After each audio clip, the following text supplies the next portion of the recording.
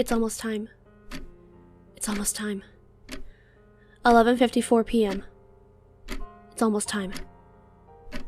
My mother told us what to do during the time it is here. Keep your head down. Cover your ears, and no matter what, no matter how curious you are, and no matter what it tells you, do not look at it. Now it's 11:55 p.m. It comes once every 33 years. Every third day of the third month of every 33rd year, as the old folks say. They talk about how their parents told them all the same things ours are telling us now. Keep your head down, cover your ears, and all that. They say how they got really close to looking the first time. They said it whispers to you, telling you things nobody else could ever possibly know. Saying that it won't tell anybody else if you just look it in the eye and say you're sorry for whatever sins you've committed that it tells you it knows you've done. Of course, they were never stupid enough to actually fall for it, but they had a few friends who did. Some of the kids who got into more trouble than is usual for a kid couldn't risk their parents finding out about it. But when I ask what happened to their friends, they kind of shiver and say I'd be better off not knowing. 11:56 p.m. now. I can see the dull grayness of what must be storm clouds starting to form off in the distance. My father said that at first he thought it wasn't going to come that first time when he was little, because of how few clouds there were. It's always preceded by clouds. It doesn't like starlight, even when it's full-on nighttime like this. Something about how even the sparkling glimmers of the stars are too bright for it. 11:57 p.m.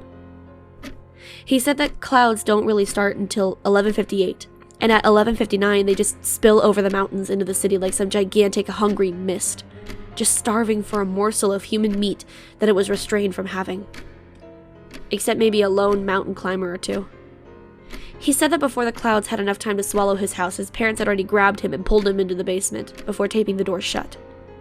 He says that it moves through the clouds, being anywhere and everywhere at once, searching through them to try to find an unguarded human who was naive enough to look at it.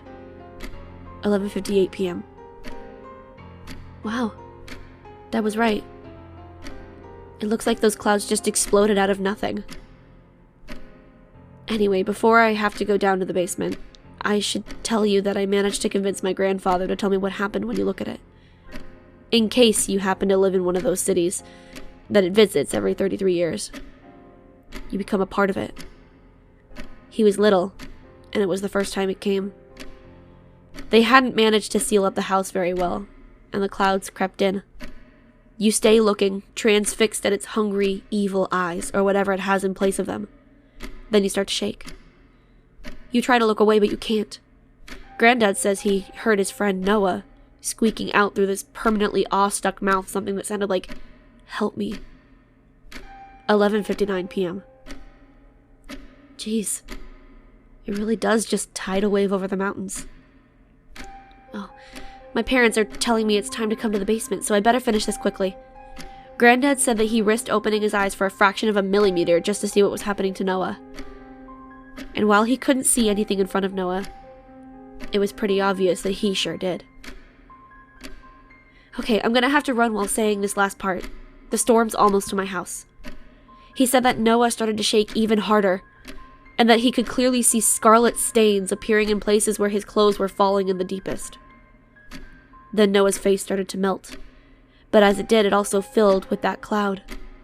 Blood and gray, cold wetness poured from every orifice in his skull as his clothes continued to sink down even further. Now Granddad could see clouds pouring through his shirt as well, shaking and melting and transforming with one final ear-piercing screech. Noah was gone. Only his blood-drenched clothes remained.